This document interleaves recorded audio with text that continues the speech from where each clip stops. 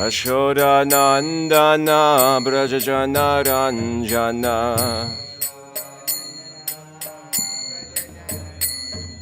Yashoda Nandana Brajajana Ranjana Yamuna Tiravanachari Yamuna Tiravanachari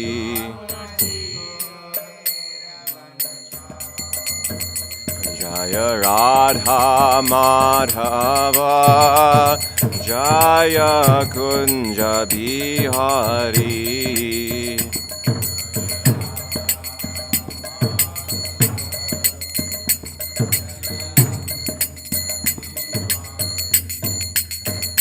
Jaya Gopi Jana Vallabha Girivaradhari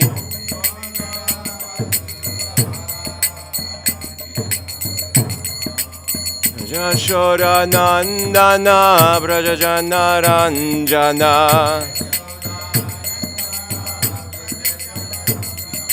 Yashoda Nandana Brajajana Ranjana Yamuna Tiravanachari Yamuna Tiravanachari Jaya Radha Madhava Kunja Vihari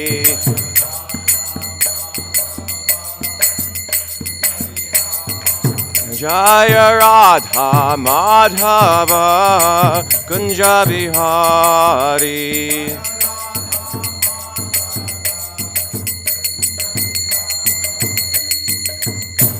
Jai Om Vishnu Pad Paramahamsa Parivajagacharya Ashtanta Shatashi Shrimad His Divine Grace A.C. Bhaktivedanta Swami Srila Prabhupada Ki Jai Om Vishnu Pad Paramahamsa Parivajagacharya Ashtanta Shatashi Shrimad His Divine Grace Srila Bhaktisiddhanta Saraswati Thakur Goswami Srila Prabhupada Ki Jai Ananta Koti Vaishnava Vrinda Ki Jai Nam Acharya Srila Haridas Thakur Ki Jai Ananta Koti Vaishnava Vrinda Ki Jai. All glories to the sum of devotees. Hare Krishna. All glories to the sum of devotees. Hare Krishna.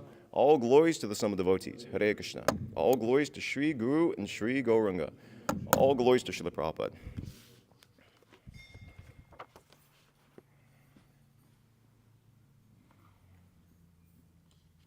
Oh. It's the bookmark. Okay. Om Namo Bhagavate Vasudevaya. Om Namo Bhagavate Vasudevaya.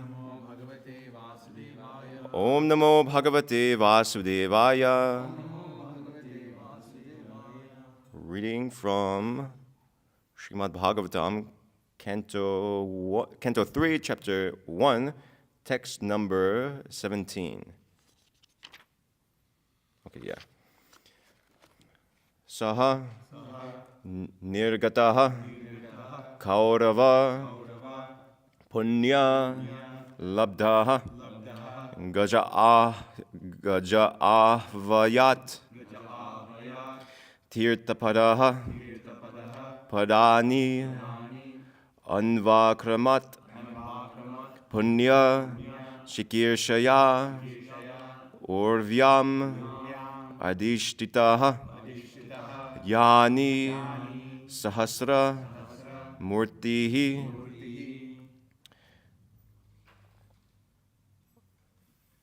How does that go? Sanirgata Kaurava Punya Labdho Gajahvayat Tirta Padaf Padani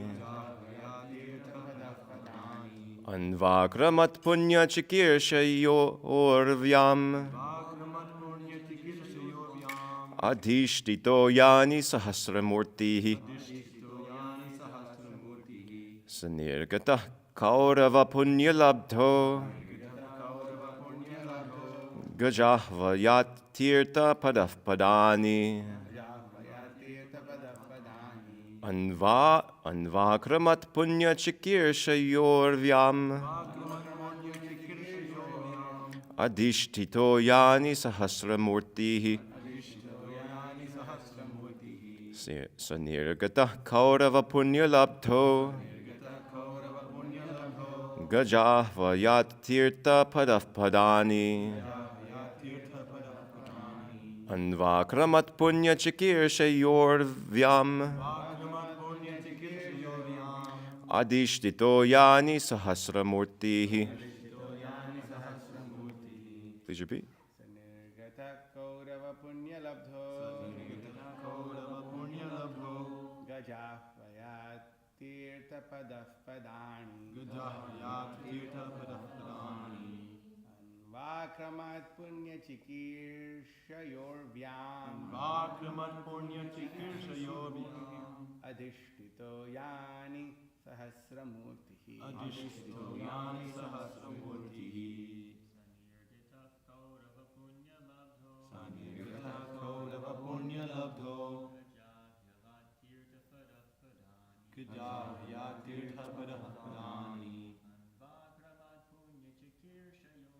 Anvakramat punya chikirshayorvyam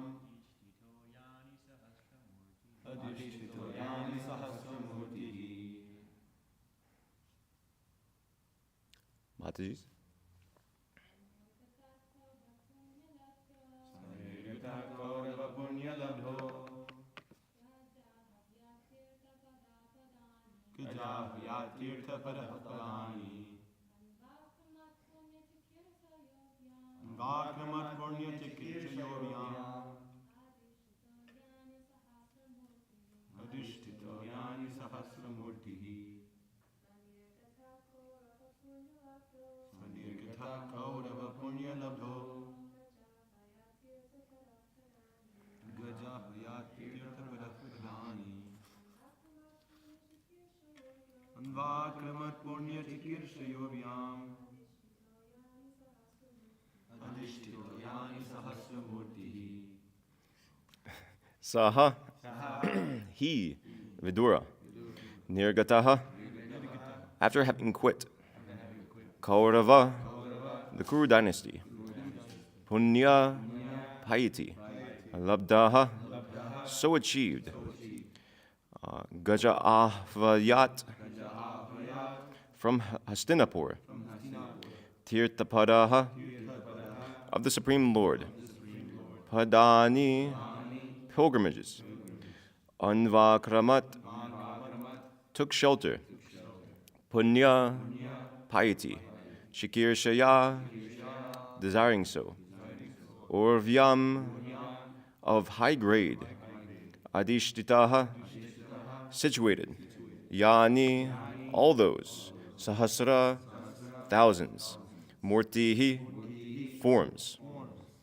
A translation by His Divine Grace A.C. Bhaktivedanta Swami Prabhupada. By his piety, Vidura achieved the advantages of the pious Kauravas. After living Hastinapur, he took shelter of many places of pilgrimage, which are the Lord's lotus feet. With a desire to gain a high order of pious life, he traveled to holy places where thousands of transcendental forms of the Lord are situated. Purport. Vidura was undoubtedly a highly elevated and pious soul. Otherwise, he would not have taken his birth in the Kaurava family. To have high parentage, to possess wealth, to be highly learned, and to have great personal beauty are all due to past pious acts. But such pious possessions are not sufficient for obtaining the grace of the Lord, and being engaged in his for obtaining the grace of the Lord and being engaged in his transcendental loving service. Vidura considered himself less pious, and therefore he decided to travel to all the great places of pilgrimage in the world in order to achieve greater piety and advance nearer to the Lord. At that time, Lord Krishna was personally present in the world, and Vidura could have at once approached him directly. But he did not do so because he was not sufficiently freed from sin.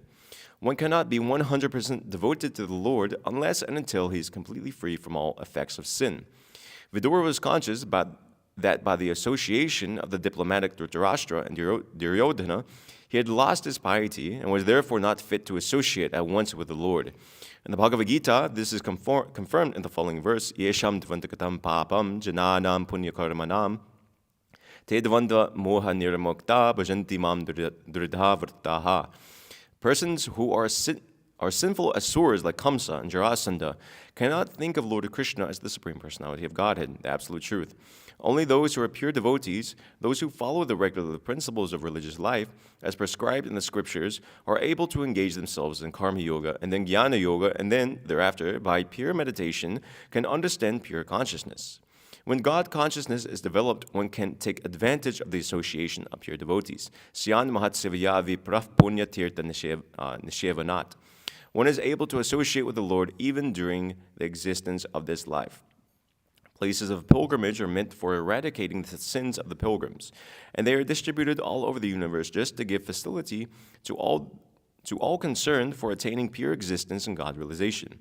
One should not be satisfied, however, merely by visiting those places of pilgrimage and performing one's prescribed duties. He should be eager to meet the great souls who are already there, engaged in the service of the Lord. In each and every place of pilgrimage, the Lord is present in his various transcendental forms. These forms are called archamurtis, or forms of the Lord, which can be easily appreciated by the common man. The Lord is transcendental to our mundane senses. He cannot be seen with our present eyes, nor can he be heard with our present ears. To the degree that we have entered into the service of the Lord, or to the proportion to which our lives are free from sins, we can perceive the Lord. But even though we are not free from sins, the Lord is kind enough to allow us the facility of seeing him in the archamurtis in the temple. The Lord is all-powerful, and therefore he is able to accept our service by presentation of his archa form. No one therefore should foolishly think the archa in the temple to be an idol. Such an archamurti is not an idol, but the Lord himself. And to the proportion to which one is freed from sins, he is able to know the significance of the archamurti. The guidance of a pure devotee is therefore always required. In the land of Bharatavarsha, there are many hundreds and thousands of places of pilgrimage distributed all over the country. And by traditional practice, the common man visits such holy places during all seasons of the year. Some of the archa representations of the Lord situated in different places of pilgrimage are mentioned herewith. The Lord is present at Mathura, the birthplace of Krishna, as Adi Keshava. The Lord is present at Puri, Orissa, as Lord Jagannatha, who also known as Purushottama. He is present at Allahabad, Prayag, as Bindu Madhava. At Mandara Hill, he is present as Madhusudana. And Anandaranya, he is known as Vasudeva. Padmanabha and Janardana. At Vishnu Kanchi, he is known as Vishnu. And at Mayapur, he is known as Hari. There are millions and billions of such archa forms of the Lord distributed all over the universe. All these archa murtis are summarized in the Chaitanya Charitamrita in the following words: Sarvatra prakashatanra bhakti sukhidite jagatera adharma nashidharma stapite. The Lord has so distributed himself all over the universe just to give pleasure to the devotees, to give the common man facility to eradicate his sins, and to establish religious principles in the world. Om Agyana Timarandasya Gananjana Shalakiya Chakshura Unmilitam Yena Tasmai Shri Gurave Namaha Shri Chaitanya Manobishtam Stapitam Yena Bhutali Swayam Rupakada Mayam Dadati Swapatantikam Vandeham Shri Guru Shri Tapakalam Shri Guru Vaishnavam Shri Rupam Sagajatam Sahagana Raganatam Vitam Tam Jivam Sadvaitam Savadutam Parijana Sahitam Krishna Chaitanya Devam Shri Radha Krishna Padan Sagana Lalita Shivashakan Vitam Shra Nama Om Vishnu Padaya Krishna Prishtaya Bhutali Shmate Bhaktivikasa Swamin Itinamane Nama Om Vishnu Padaya Krishna Prishtaya Bhutali Shmate Bhaktivedanta Swamin Itinamane Namaste Sarasvati Devi Gauravani Prasharne Nirvashesha Shunavari Paschati Dishtarne Bhutir Mahadbiri Mafporo Vibornir Mayashitya Mushi Purasha Bhunkti Gunan Shura Shatmakasharang Krishista Bhagavan Vachamsime. By his piety, Vidura attained the advantages of the pious Kauravas. After leaving Hastinapur, he took shelter of many places of pilgrimage, which are the Lord's lotus feet. With a desire to gain a higher order of life, he traveled to the holy places where thousands of transcendental forms of the Lord are situated. So Vidura, after leaving the palace of the Kauravas, he toured all over India, visiting various tirthas, which are the Lord's lotus feet, as mentioned here. So why did he do this? Because it's generally the duty, even the common man does this, as Prabhupada points out in the purport. The common man does this even during all seasons. Interestingly, Srila Prabhupada writes, Actually, first, before I speak on this verse, I just want to mention briefly. So today is Akshaya Tritiya. It's a very auspicious day. It's one of the most auspicious days of the year. It's one of the most. It's okay. Yeah, no, is it too low for you? Oh, this is okay, as long as you can hear. It's one of the most auspicious days of the year. Astrologically speaking, of course, there's Janmashtami, Ramanavami, etc., the appearance days of the Lord, which we also take as more auspicious. Today is also the appearance day of the Lord, and as Shaktiavesh incarnation, Parashuram, Lord Krishna's incarnation as a Brahmana warrior. He eliminated the Kshatriya lineages 21 times, I think, Yeah, 21. because of their offenses. He comes, Parashuram, he comes in so many different shastras. He comes in the Bhagavatam, he comes in Mahabharata, he comes in Ramayana even. He's still existing on the earth today, to my knowledge. So he fought. Anyway, there are many pastimes there with Lord Parashuram. I won't speak so much on it. He had personal contact with Lord Krishna. He had personal contact with Lord Ram, etc., like that. Vyasadeva, etc., like that. He's prominent throughout the Vedic literature. Akshaya Tritiya also marks the descent of the Ganga on earth. And as well, personally to me, I remember some years ago, His Grace Hamsaduta Prabhu, prominent disciple of Srila Prabhupada, who did much to help Srila Prabhupada. He left his body on this day. Incredibly auspicious. So it's a good indication, you serve Srila Prabhupada throughout your life, and especially the service he did in the beginning, Of course, just the fact Karmis also leave their body on Akshaya Tritiya, but it's a pretty good indication. We can't say certainly his destination, but he definitely achieved some level of Srila Prabhupada's mercy. So, Akshaya Tritiya, generally it's taken, I think people buy gold in this day with some sort of conception like that. I don't know if it's Shastric. I haven't seen anything in Shastra regarding that. Generally, the common notion of this day is that it's auspicious to begin something. That's also there in Shastra. Because it's astrologically auspicious, just like we often begin things, just like we so many different things. We moved into this temple at an astrologically auspicious time. So Akshaya Tritiya, the whole day is very auspicious. So if you want to begin something, today is a very nice day to do so. There's good potency in doing so. So then another festival, Chandan Yatra. Of course, we don't want to observe it here because we don't have deities. It's not so relevant in America. Chandan Yatra and marks the period in India when the sun is going at an angle throughout the rest of the year. And now, for 21 days, the sun goes directly over your head in India. So it's incredibly hot. Even before I left, there was something like 44, 43, which is like 110 degrees Fahrenheit. So it's even hotter now in some parts of India. So what they do, they decorate the deity. On the Archa Vigraha, is being mentioned here, they put chandan. They rolled chandan, sandalwood, in other words. They crush it and they mix it with water, and they smear the whole body of the deity with sandalwood, which is cooling. So you'll see pictures of deities sometimes that their whole body is tannish color. So that means it was during the Chandan Yatra festival like that. So they applied chandan to the deity to cool the deity during this time. So in America, it's not so hot. It's hot, I guess, for Americans right now. It's heating up, but it's not anything like that. So Vidura, regarding this, so it's mentioned here. Vidura, well, first interesting point Srila Prabhupada mentions here.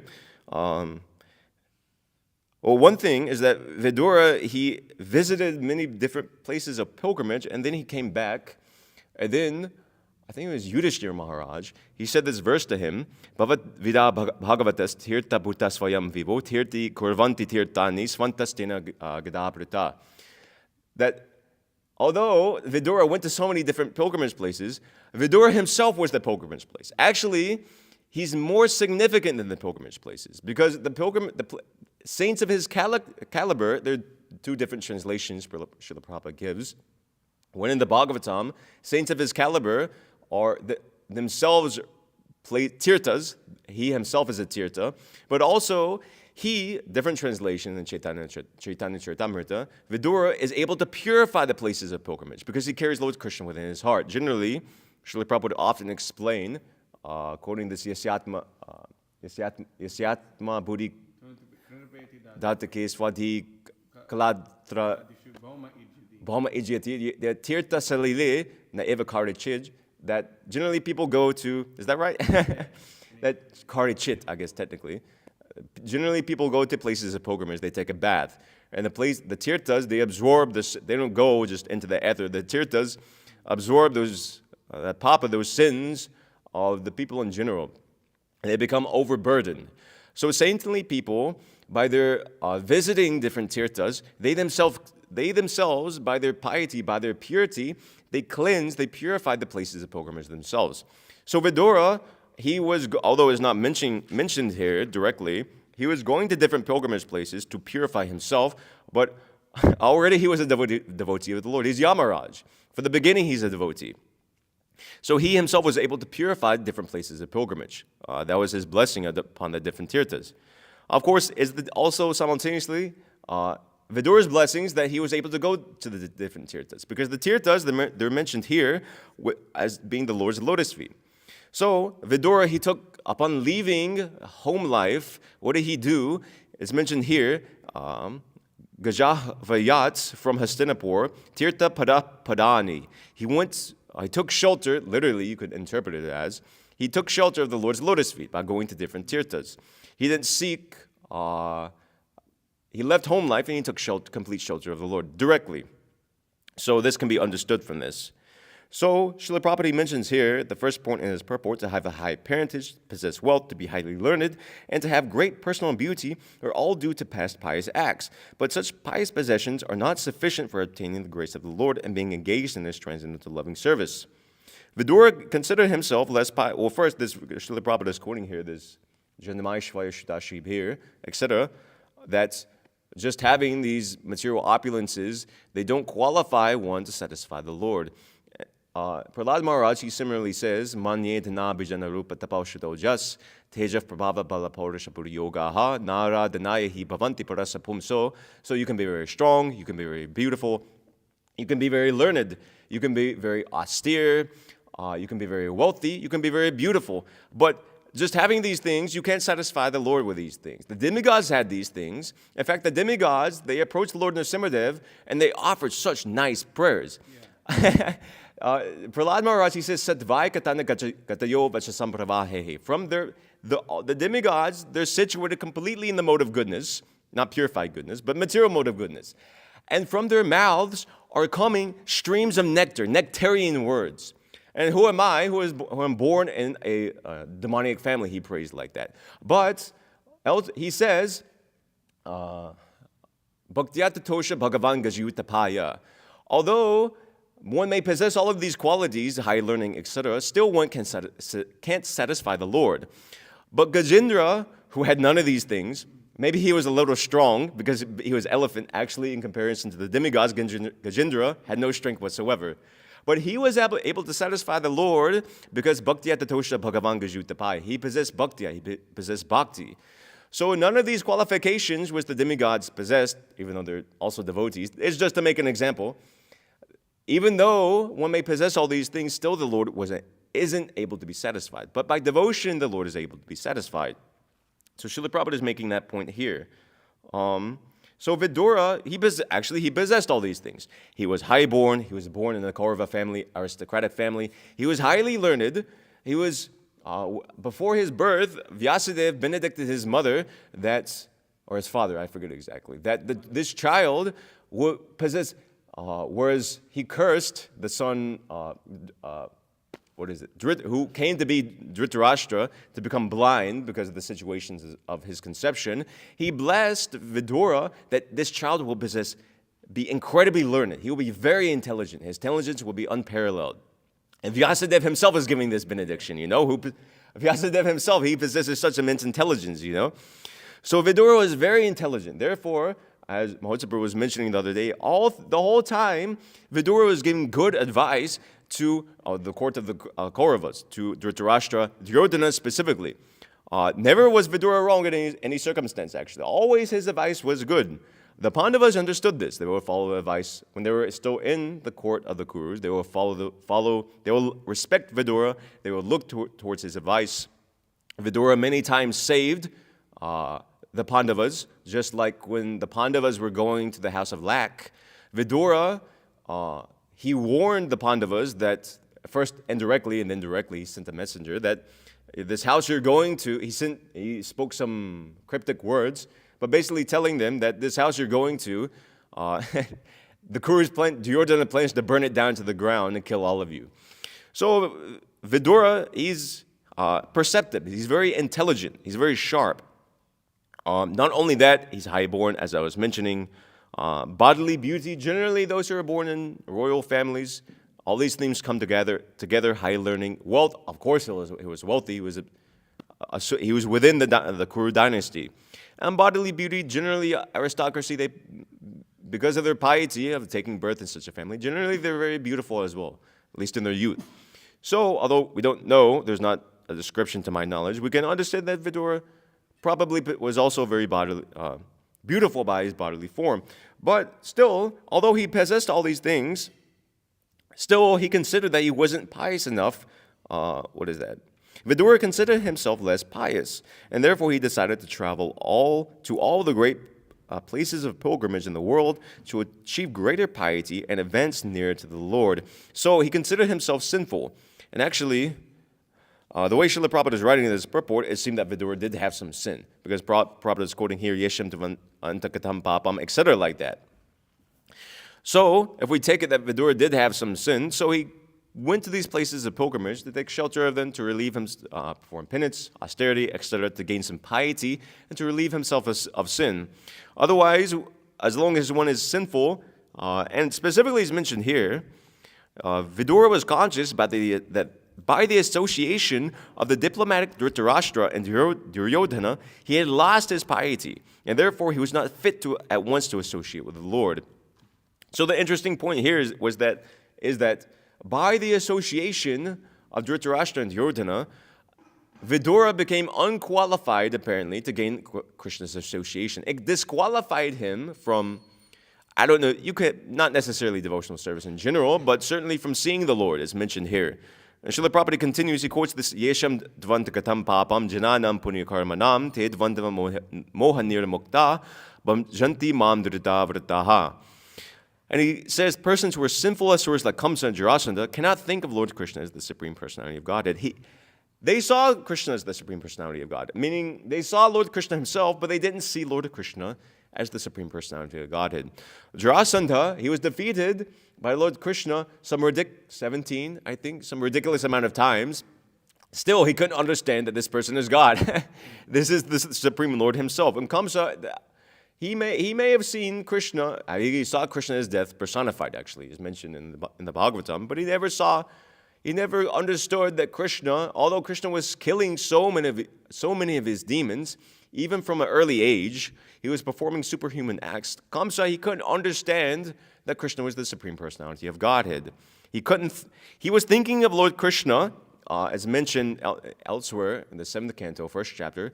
Kamsa was thinking of Lord Krishna, but because he was doing so in an envious way, an inimical way, it wasn't favorable for his Krishna consciousness. Still, some benefit was there. He was able to merge into Lord Krishna's Brahman effulgence like that, but it wasn't this sort of favorable cultivation. This favorable thinking of Krishna consciousness, one has to be completely freed from sin. So, Srila Prabhupada gives by karmic yoga, jnana yoga, therefore, and then by pure meditation. So, this point that one cannot understand the Lord unless one is completely free from sin. Or a few different points. One, we can't go back to Godhead if we maintain bad association. It's a flat-out point. You can't come into devotional society and then still hang out with materialistic people on the side. It's not that we have one face when we come into the association of devotees, and then we have another face when we're associating with others outside. It's not that we have a devotee life and then we have a societal life or something like that. We have to give up bad association, as Rupa Goswami recommends in his Upadeshamrita. What is that? Jana Sangha. I just said Jana Sangha, nothing wrong. Jana Sangha. Okay.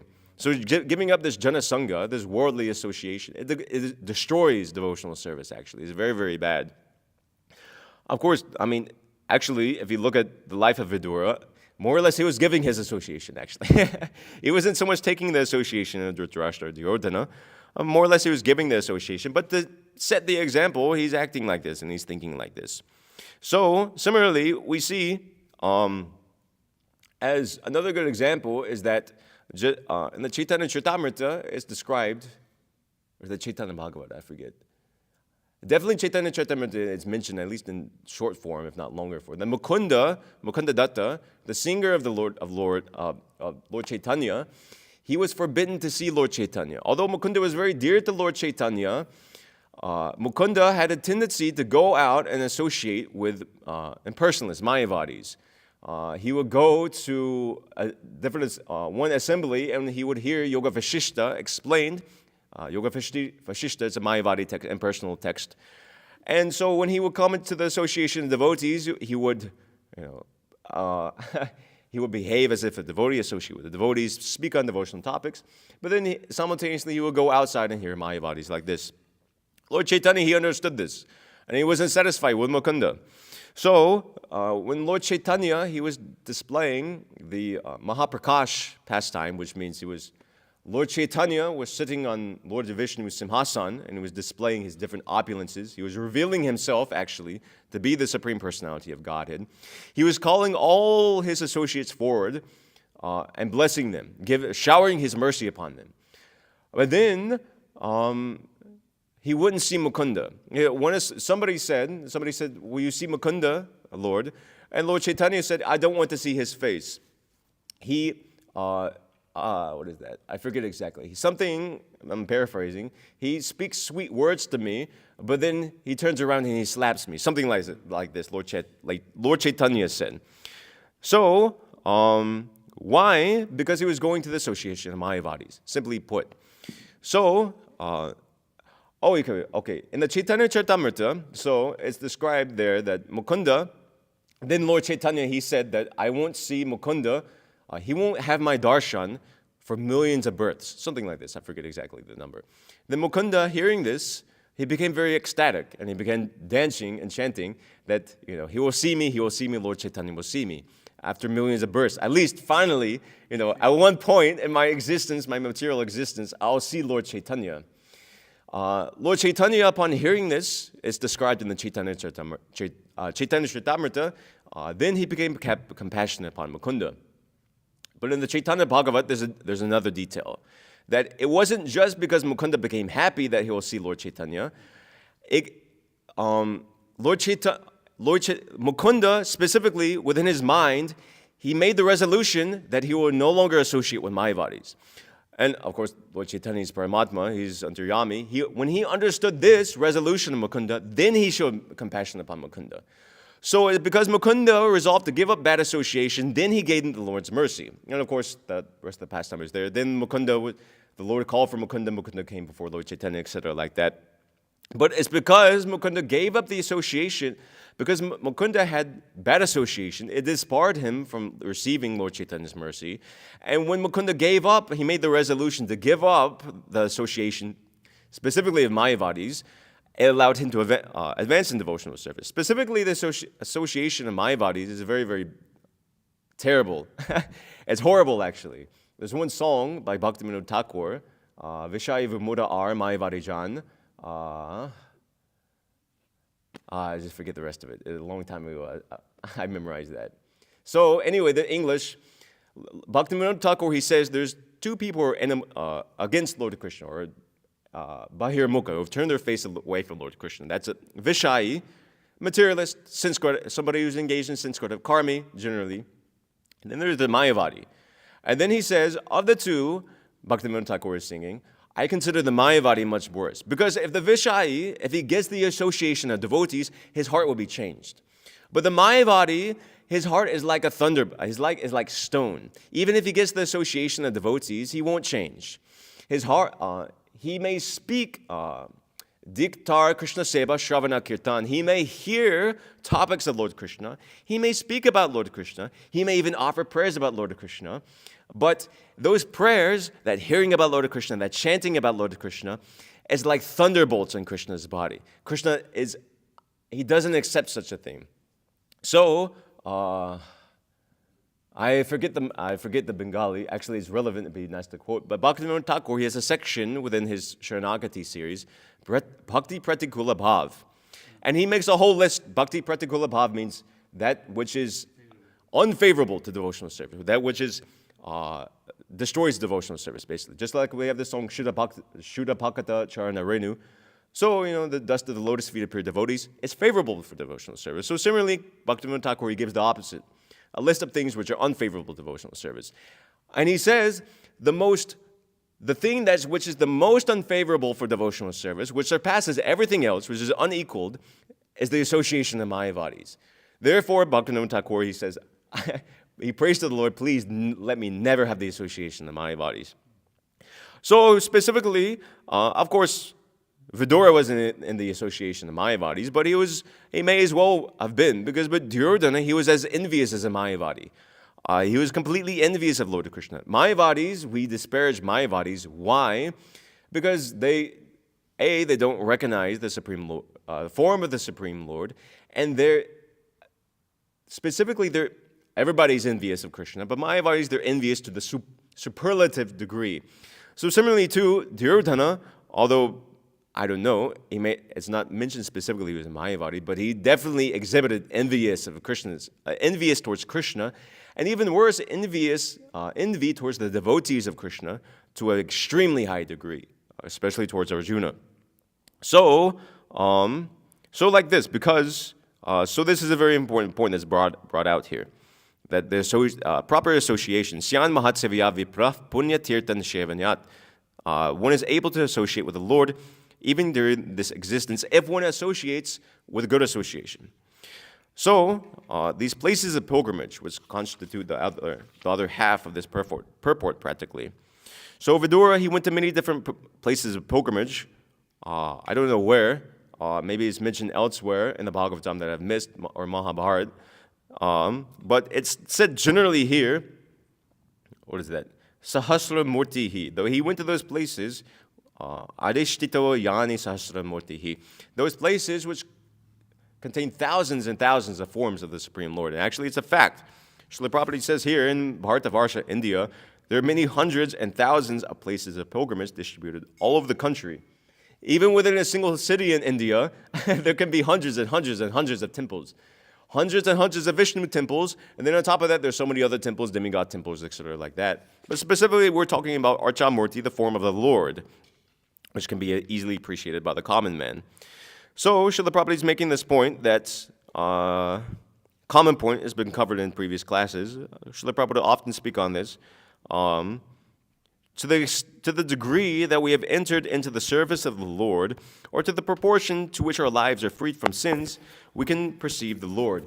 To that degree, we're advanced in devotional service. We can understand Krishna is actually existing in his Archamurti form. When we go before the deity, and we see deity means, of course, Archamurti, technical Archavigraha, also that form is there.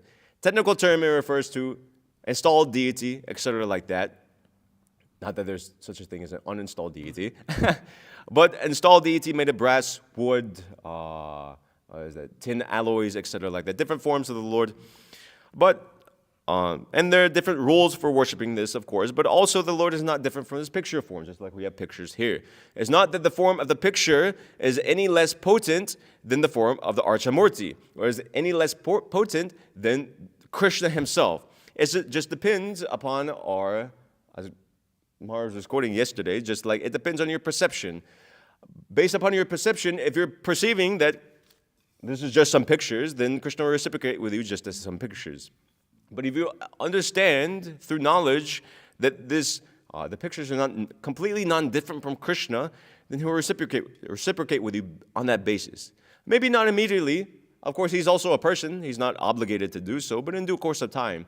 During the installation of Rukmini Dwarkanath and the small Vijay deities, festival deities in Los Angeles, which were the original deities in Los Angeles, Srila Prabhupada commented that Krishna will also speak with you. This deity, he will also speak with you if you come to that stage. So it's possible. Krishna will reciprocate with that. And even in the form of a picture, Krishna can reciprocate with us. Because, whatever form, in the form of prasad, in the form of sound vibration, even Krishna can reciprocate with us. We worship that, actually, Krishna's reciprocation with a devotee in the form of sound vibration through his holy name. So anything is possible. We shouldn't have this sort of conception. But, so same thing with the deity itself. With the deity, it's a little easier to understand because there's something a little more physical, a little more tangible, especially for the devotees who are able to, that mentality is there. But generally, well, the common man, Westerners, they have no idea. Actually, I saw in Chowpatty Temple in Juhu, there are these Westerners there. They look completely out of place. There's Radhanath Swami Temple, so Westerners sometimes come there. So they were coming there and, they were like looking around. They look lost like anything.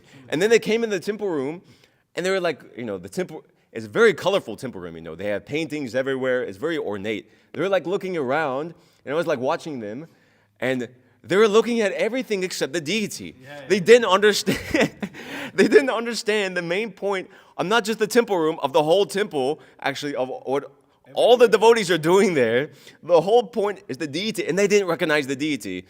They came in. Fortunately, I think you gave them you stopped them. And you gave them like some prasad or something, some like laddu or something like that. They didn't see the deity at all. I went out. I was looking for them, but they were gone at that point. But it's like Westerners, they had no idea. I think Guru Maharaj makes a similar point that somebody came to the Bhaktivedanta manor or something like that for some work or something, in the deity room or temple room. He didn't even see the deity. He had no conscious thought of it. So, of course, Indian bodied, those who have Indian bodies, they have, actually maybe it's worse. Because they have often some sort of funny ideas that I am the deity, the same as myself. Oh my God. Or the worst, the deity is, I don't know, but worse, the deity is just some Brahman is residing within the deity or something like that. But it's none of this. Srila Prabhupada is writing here, the Lord is all-powerful, and therefore He is able to accept our service by His presentation in the archa form. Therefore, nobody should foolishly think the archa in the temple to be an idol. I think generally in India, this word has come, idol. Somebody was speaking on this recently. I think Maharaj was speaking on this. I forget. This word idol, you see Indians, they use this word idol, referring to the deity sometimes. Actually, idol is an offensive word. To call a deity an idol, it's like, is like night and day. It's like polar opposite words. Deity is a word with respect and reverence, and you acknowledge that, it's the deity of the Lord. Idol is something as if it's a British word, actually, they used for just like some Aborigines. They I don't know, they put together some form and they think it's whatever, to be worshipped, just some mental speculation like that's an idol. So somehow this word has been inculcated within Indian English, and they refer to the Lord as idol. Sometimes I've seen. So actually it's not proper to refer to the Lord as idol. They should be corrected. It's deity. There's a very distinct difference. It's not idol worship. It was a very big point that Srila Prabhupada in his preaching, even in the West, because in the West, this idea of idol is there in the West. So idol worship, deity worship is night and day. It's completely different. So Srila Prabhupada, he continues, unless one, this is significant, and to the proportion which one is free from sins, he's able to note the significance of the Archamurti. So those who are not free from sin, specifically those who are sinful, who have too much sin, they can't, as is shown, they can't understand what is the deity. They have no idea what is the deity. Even if they see the deity, they just think it's some statue or something decoration, or they can't understand that it's the Supreme Lord Himself who's come, who's residing in the temple. Although there's some idea of God is in the temple, God is present in a church or a mosque or something like that. They can't conceive that God is literally present in the church or temple or in a form specifically. This form is inconceivable to them. They have to be free from sin to understand this. Otherwise, it's very, very difficult for people to understand. It's difficult, if somebody is sinful, it's difficult for them to understand that they're not the body. What to speak of these other things? So, of course, generally in India, these things are different, and there's more of a conception because piety, people are generally more pious there, so they can have some idea of the archa form of the Lord. Srila Prabhupada says, in the landed part of Arsha, there are many hundreds and thousands of places of pilgrimage, all distributed all over the country. And by traditional practice, the common man visits such holy places during all seasons of the year. I think definitely it's less now. Still people go. I mean, I was seeing that from from Salem even. So many people were going. They were taking buses to Kanchipuram, which is famous as a city. They call it City of Temples, City of 100 Temples or something. There's some name they're speaking like that. But there's hundreds of temples there. They're ancient temples. Even within that city itself, Kanchi, I don't know, there's something like 15 Divya Deshams, which is Sri Vaishnava holy places, Divya Desham means. So it's a very, very holy place. There's the disputed Shankaracharya Mutt that's there, Kanchi Mutt, which is rejected by some of the Shankaracharyas. But it's a holy place. And I was seeing that even then, so many people, they're taking buses to Kanchi, and specifically Varadarashna, there's so many people there. There are crowds and crowds and crowds. Sri Rangam, some of the devotees, you definitely, there's so many people there, It's so many people. Jagannath Puri, crowds of people there, I didn't go to Tirupati. I've heard. It's just an inconceivable amount of people. Generally, of course, all people go there. Generally, women are more prominent. Srila Prabhupada writes in the Bhagavatam. They're more religiously inclined. And you see, North India, I didn't go to so many places other than Vrindavan. But South India, you see, there's actually groups of women organized who go to different Vishnu temples. They help out. They even go to Salem. There are groups like that helping. So this sense of, we should go on pilgrimage during all seasons. I was going to Kanchi. It was hot like anything. At least for me, it was hot like anything. And still, I saw so many people. They're going even during Is it like blazing hot outside, and still people are like going in Tirtha Yatra, So all seasons. Interestingly, Srila Prabhupada writes all seasons. Generally, it's taking Chaturmasa. You don't travel. At least sannyasis, renunciates, generally it's expected they sit down in one place. But Prabhupada is writing here, a common man, he would visit all such places of pilgrimage during all seasons of the year.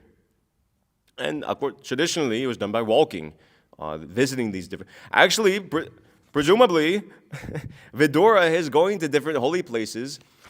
Philosophical speculation, presumably, is by walking. If not by walking, it's not by very advanced means, by some cart or something like that. I mean, he left what facility did he have? He left the court of the Kurus. His whatever facility he'd had is not like the Kurus were going to give him a horse or something like that. It's not that Duryodhana was so merciful upon Vidura, etc. like that. So presumably, unless there was some arrangement, he went by, for the most part, by walking like that. So even today, some people go, but generally people drive or fly now. There's nothing wrong with that. It's practical. Yeah. But otherwise, who can go to so many? I mean, if you were to walk to India from America, how can you do such a thing? It's impossible. So, and Srila Prabhupada, he mentions here, there are so many different places. Mathura, the birthplace of Lord Krishna, is Adi Keshava. This Adi Keshava, is this the Adi Keshava that's present at the Janmasthana, or is this elsewhere? My understanding is that this Adi Keshava is elsewhere. There's an Adi Keshava temple in South India.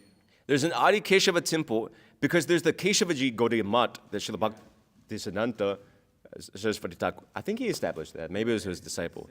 Keshava. Yeah, he established that. So the Keshava, he didn't name it after himself. He named it after the deity, Adi Keshava. So that Adi Keshava is there. And that Adi Keshava temple, my understanding is that it was destroyed, I think, by Aurangzeb, with the other destructions of so many different temples. But it was rebuilt at some point. I don't think we went there when we went to Vrindavan. I was asking about that. But Mathura, there's so many other deities. Mathura, speaking Mathura, Vrindavan, there's so many deities. There's the prominent temples, the Goswami temples, which generally devotees visit. There's so many other temples, There's unlimited. Srila Prabhupada, he would refer a city of temple or a town of temples, technically at that time. There's so many temples, thousands and thousands of temples within Vrindavan alone. What to speak of others? South India, so many temples. North India, so many temples. Bengal, so many temples. This culture is there. The Lord is present at Puri, Orissa, as Lord Jagannath. Even today, is known all over India. So many people, as I was saying, they flock to Lord Jagannath. It's a dham, actually. All temples of Vishnu are a dham, of course, granted, but specifically, at least for Gaudiya Vaishnavas, we understand that. In fact, I was thinking about this morning. Gaudiya Vaishnavas, they have special access into Jagannath Puri.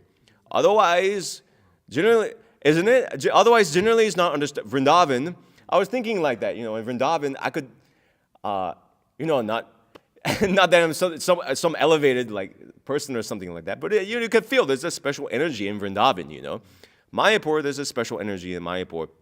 And generally, even karmis that are going to Vrindavan, or pious people that are going there, they understand Vrindavan. Krishna was born, Mathura, he went to Vrindavan, he had pastimes there. They can go to the temples, they can understand, it's there, the knowledge is openly there. Mayapur, okay, less people know, generally Gaudiya Vaishnavas, but even local Bengalis, Bengalis generally, at least they have some idea of who Chaitanya Mahaprabhu is. They may not know his teachings like that, but they may have some idea of what is Mayapur. Lord Chaitanya was born there. Maybe not so much pastime, but Jagannath Puri is covered over, isn't it? Lord Jagannath is there, but the real import of why Lord Jagannath is there, the real import of so many hundreds of thousands of people actually observe Ratha Yatra, but really only Gaudiya Vaishnavas, they understand what is the meaning of Ratha Yatra, isn't it? Huh? Yeah. So Jagannath Puri, really, if you think about it, Jagannath Puri as a dham, in the highest sense of seeing it, only Gaudiya Vaishnavas really understand Puri as the real import of it. So there's special access like that. Generally, people go to Puri, they go to see Lord Jagannath. Maybe other temples there. What is it? Alarnath Temple. Sakshi Gopal Temple. Even maybe public a little bit goes there. Generally, Gaudiya Vaishnavas go there because that's significance. People may travel around, but for example, it's not so known. Somebody visiting Jagannath Puri from abroad, actually, most people go to Puri for the beach. But how many people are going there to see where Haridas Thakur, for instance, chanted his rounds? How many people have the fortune of understanding such an elevated Vaishnava was here, lived here, served the Supreme Lord here? Bhakti Siddhanta Saraswati Thakur.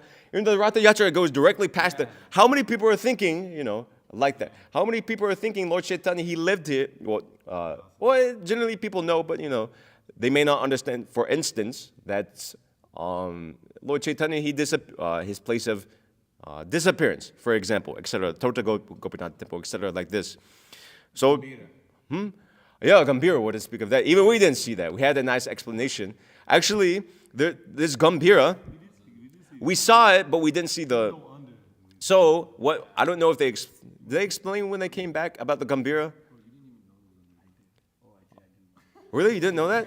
So the priest there, the panda there, he was explaining that what is actually so Gambhira. They've built something on top now, some like temple. It kind of looks like a house almost, something like that. And then they have one section off room with a gate, and then there's a huge murti of Lord Chaitanya sitting down, chanting his rounds, and then they have a Khanda Deepa, the lamp which has been burning since the time of Lord Chaitanya's disappearance, and then different paraphernalia of Lord Chaitanya, original paraphernalia of Lord Chaitanya is there. But they were telling, in Hindi, to Vishnu Chittaprabhu, he translated for us, that actually Gambhira means like deep or like mysterious, something like, Gambhira. So Gambhira, the name is there because actually where Lord Chaitanya was staying, he was staying at Kashishvara's house, Kashishvara's house, and he wasn't staying in his house, he was staying under. So under his house, there was like a dugout section, more or less. And that's why it was known as Gambhira, because it was, otherwise people in general, they didn't know that something was there. They didn't know Lord Chaitanya was staying there. It was a secretive place. And even now that Gambhira is still there, but it's very, very small, just like Vishnu Chittaprabhu was explaining the other day about Govinda stepping over. So why that pastime is there is because the Gambhira is really small, actually. It's like super small. And the reason they don't let people in the Gambhira is because it's not practical. It's like very tight and small. And so the reason that Murti of Lord Chaitanya, he's sitting on his knees, Lord Chaitanya, he's giant, he can't stand up in the Gambhira. So anyway, there's kind of like a tangent, but there's the glories of, speaking about the Murti of Lord Chaitanya, he's there in the Gambhira, is a place of tirtha, to go and see Lord Jagannath, not just Lord Jagannath, those who are more fortunate, they go and see Lord Chaitanya in Gambhira, etc. They go see Haridas Thakur, Siddha Bakulatri, etc. like that, all these things. So, Govardhan Purushottamat. He is present at Allahabad, Prayag as Bindu Madhava. Does anybody know the significance of this deity? I mean, Lord Chaitanya went there. Yeah, Lord Chaitanya went there. So, Lord Chaitanya in his youth, he was Nimai Pandit, a puffed up scholar, displaying the pastimes as that. And so, he was, I mean, it's mentioned differently in different places. Generally, he would make fun of Vaishnavas, etc. like that. He didn't overtly display signs of devotion towards Vishnu, although his father was such. But when he went to Prayag, and specifically when he went to this temple, Bindu Madhava temple, it was at that temple Lord Chaitanya first displayed symptoms of ecstatic symptom. When he saw Bindu Madhava, he went into an ecstatic state. And I think there's still something there, that temple, to commemorate that, or something like that. I forget. But it was at that temple. So after he went to that temple, he experienced ecstatic symptoms, and he developed, he always had his Lord Krishna, but it said there he developed his love of Lord Krishna became overtly manifest. And from that time, after visiting this Bindu Madhava temple, then Lord Chaitanya, he returned to Navadvip, and he displayed pastimes as a very elevated Vaishnava. He displayed his love for Krishna, etc. like that. And then inaugurated the Sankirtan movement, etc. like that. Wasn't it in Gaya Huh? though? Gaya, right? Gaya, wasn't it? Yeah, he went to Oh, yeah, I'm sorry, yeah. Bindu Madhava temple, Gaya, yeah. Oh, yeah. I was seeing the deity and I was getting it mixed up. Sorry. So I guess there's a Bindu Madhava in Prayag as well. That Bindu Madhava, I don't know anything about. He met Rupa Goswami there. Rupa Goswami.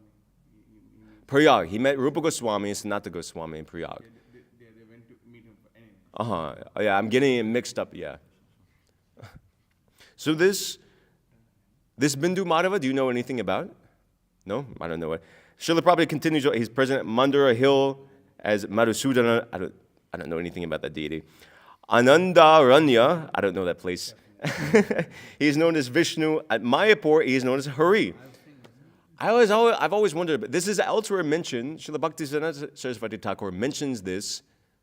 I don't know, I think purport to Chaitanya Bhagavat. I don't know anything about this. I know generally these forms of the Lord, Janardhan, Hari, Madhusudan, Padmanabha, they're the forms that are described in Chaitanya Charitamrita, which generally are, just like we mark our body as temple, they're distributed all over India. So I'm presuming Srila Prabhupada is just listing where these different, very prominent deities are situated. Janardhan is also situated within the heart. Janardhan is the name of the Paramatma. As Vishnu Kanchi is known as Vishnu, Mayapur Hari. Therefore, there are millions and billions of such archa forms of the Lord, distributed all over the universe. All these archa murtis are summarized in the Chaitanya Charitamrita as follows. The Lord has so distributed himself all over the universe to give pleasure to the devotees, to give the common man facility to eradicate his sins and to establish religious principles in the world. So it says here they're distributed all over the universe, but actually until the time of Srila Prabhupada they weren't. At least they weren't manifest. Srila Prabhupada, he expressed one desire in coming to the West, that he wanted to establish some temples, because there were no temples. Generally, Srila Prabhupada said, my intention is to print books. I never intended to establish temples. But elsewhere, he would say, I wanted to establish some temples because there's no temples here, you know. So although these places are dhams, Mathura, Jagannath Puri, Prayag, etc. like that, these temples which Srila Prabhupada established, every Vishnu temple, they're also dhams, Vaikuntha. Srila Prabhupada said the temple is as good as Vaikuntha, is as good as Vrindavan even. He said Los Angeles or even Melbourne, they can be as good as Vrindavan.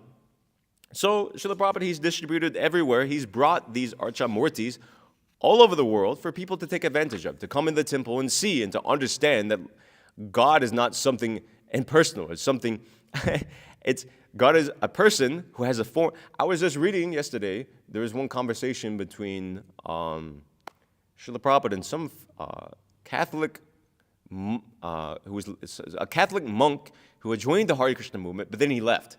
Wow. So actually, it's interesting. This Catholic monk, he stayed at a monastery, probably the same monastery that Guru Maharaj stayed at for some time. Yeah, because it was an Irish monk. Yeah. So he didn't see him because, or maybe I don't know. Presumably this devotee, this monk, was already in the movement at that point, which Guru Maharaj would have stayed in the monastery. So it didn't seem like he met him. But anyway, this person was saying that, and that there's no idea within Catholicism that, God is a person. Even the idea that God has a name, what to speak of a person, of a form. He was saying that generally, Srila Prabhupada was asking him, so what do you have, what is your name for God? And then Mitrivan Prabhu, he was saying like Jehovah, Yahweh. But then, the father, he was saying, no, that's from the Old Testament, in the New Testament. Generally as Jesus, we call. God, what the heck? But otherwise, we just call him God. And so Srila Prabhupada said, so if you have no name for him, that means you do not know. So similarly, if you don't have a form of God, that means you don't know the form of God. Of course, it's not that we speculate a form of God, but there is a form of God. It's not that when we go to, as the Christians may have it, or Muslims do, when you go to heaven, what they call, whatever spirit conception of this God's abode they have, when you go there, it's not that God, does it make sense that God is some impersonal cloud, some impersonal spirit? God has a form, and God can exhibit that form. If God can exhibit his form as fire, if God can show himself as fire in a bush to Moses, why can't we have Krishna in a temple? It doesn't make sense. So God has a form, and God manifests himself in a form, mercifully, for those who can see it. And he distributes himself all over the world. And mercifully, Srila Prabhupada has brought it all over the world. Specifically, there's one, I'll just make one last point now. In Srila Bhaktisiddhanta Saraswati Thakur, I forget the exact Sanskrit or Bengali he used, but we use this term, install deities. We install a deity. So Srila Bhaktisiddhanta Saraswati Thakur, he wouldn't say this. The technical term, he would say, he would reveal service to the deities. Because the deities were already there. It's not that the deity is Krishna, Krishna is eternal. It's not that he's eternally situated in one place. So when an acharya comes and he reveals a deity, he installs a deity, actually that installation, he's revealing service unto the deity. Deity was already there, but the acharya has mercifully revealed the deity to the eyes of the devotees, like that. So just some points there. Okay. Hare Krishna. I'll end my class. Any comments or questions anybody has?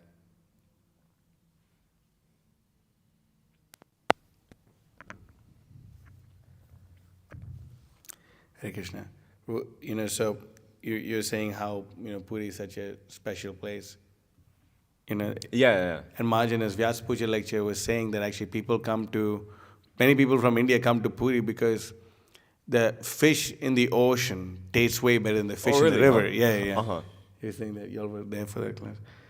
He was saying that, and some people also look at Lord Jagannath as Shiva. People Really? have that conception. Uh-huh. Yeah, they even have a conception that Balaji in Tirupati is also Shiva. Yeah, Uh-huh. they're crazy people. What do they think of Balaram Subhadra then? How does that? They have their own thing. Something will be there. Someone maybe something. It doesn't make sense, so you can't explain Anyway. something that. Yeah, how the hell are you going to make sense? This is actually a car. Like, how are you Uh-huh. going to make sense this garland is a car, Yeah. So then, another point, you're making, revealing worship to the deities.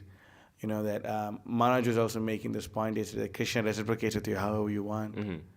And if you want to bring a mallet and want to try to bring him, Krishna Yeah, reciprocates. that's a very interesting point. I never Never, thought of it I like always that, yeah. had that question in my mind for the past 10 years. Because you can defeat everyone on so many arguments, but when they would bring up an argument about, so what about your deity? So many people went and destroyed your deities. What about, finally after so long, when I heard, I asked so many questions to so many other people, but never had the time or the situation to ask Maharaj that question. But when he answered it, really that makes sense. Krishna wants to reciprocate with such people like that. Vidura, one of the things that he did was not only did he tell them about the wax palace to the Pandavas.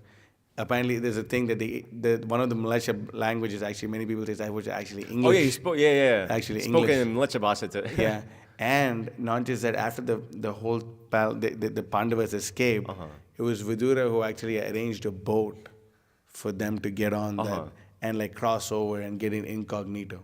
It was Vidura who arranged it. And he arranged also the hole to be dug out or something like that. No. He sent a man who would also stay with the Pandavas, whose main, like, every night when everyone would go to sleep, he would like dig that. He would dig, yeah. He would dig it. So it was because of Vidura that the Pandavas was even survived. And another point I thought you were saying that Kamsa, entered into the impersonal Brahman after Krishna killed him. Didn't he? Isn't that? I just pulled it up in the Krishna book. Anyway, I guess, You could read. I don't know exactly. Yeah, I'm just giving us an opportunity here, I guess. But where is it? Oh, I went to the wrong chapter.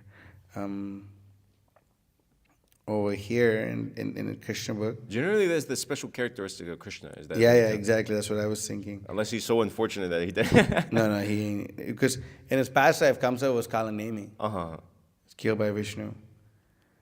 So over here, so Krishna says, Prabhupada writes here, okay. According to the opinion of authorities, Kamsa attained Sarupya Mukti after death. Oh, really? Oh, wow. That is to say that he attained the same form as Narayana.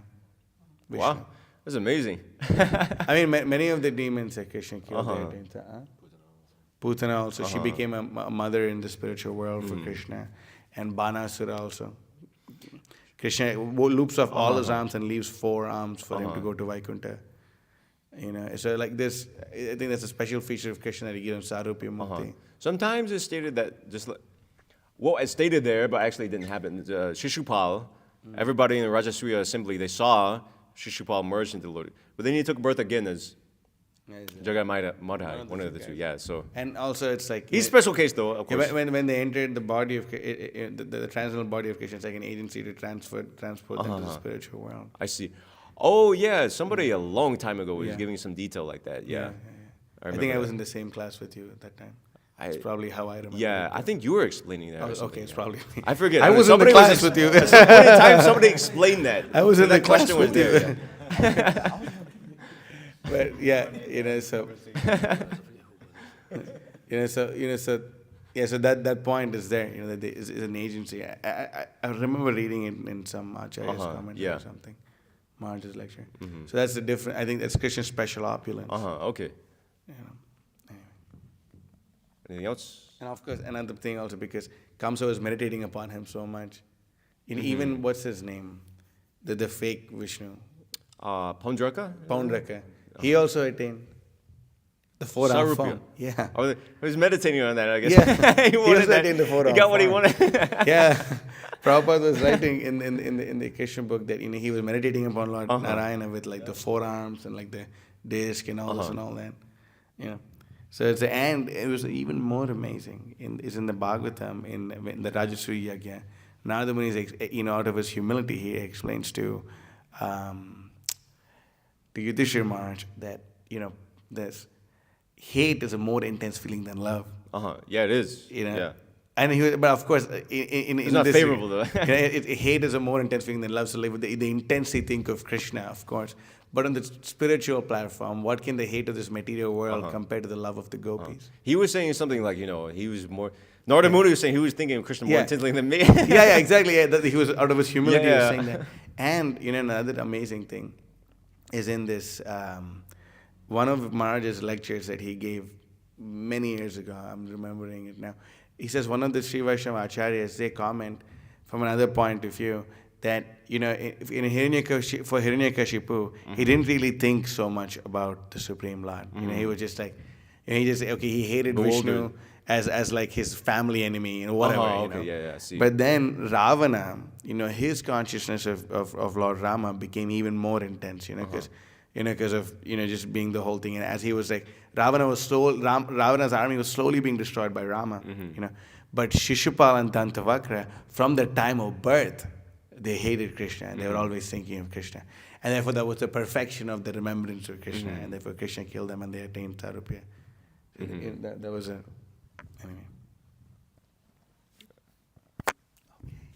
Hare Krishna.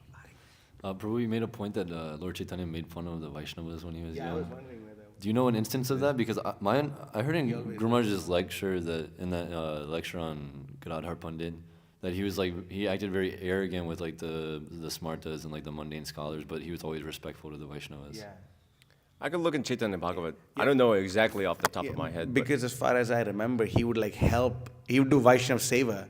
He he would like help carry like Vaishnava's paraphernalia and stuff like that. I remember reading that. So I'm just curious where that is. I could look and see. I don't know anything off the top of my head. I would have to look. Yeah, but like they're not the pure devotees. They're smartest. Yeah, they got the super Ganga. I mean, even with Gadadhar, like he like caught Gadadhar one day and like tried to get in like a philosophical like match with him. So like I guess in that way. He wouldn't make fun of him. I can see. I can look. Yeah, please. Omnish. Prabhu, I heard this like in Kali Yuga that people would travel very far to places of pilgrimage, although they would like live like near. What? Huh? I don't know this one. I don't know. I think they won't go to places of pilgrimage even though they live there. The curse of Kali Yuga is that people will go far away from the place that they're born.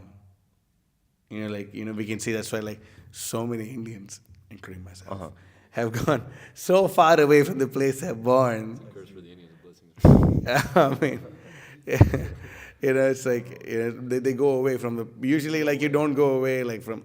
I mean, you're with your parents, the kids are with their parents, It's like that's just how it goes. I mean, the whole joint family and all that destruction of the family. Actually, that's what it is. So it has nothing to do with. Go far away to go on pilgrimage. Do you still have a question, or is it like moot now? That's it. Okay. Yeah. Nikki, raise your hand. Mataji, anything? Okay, Srimad Bhagavatam ki, Jai. Prabhupada ki jai. Jai.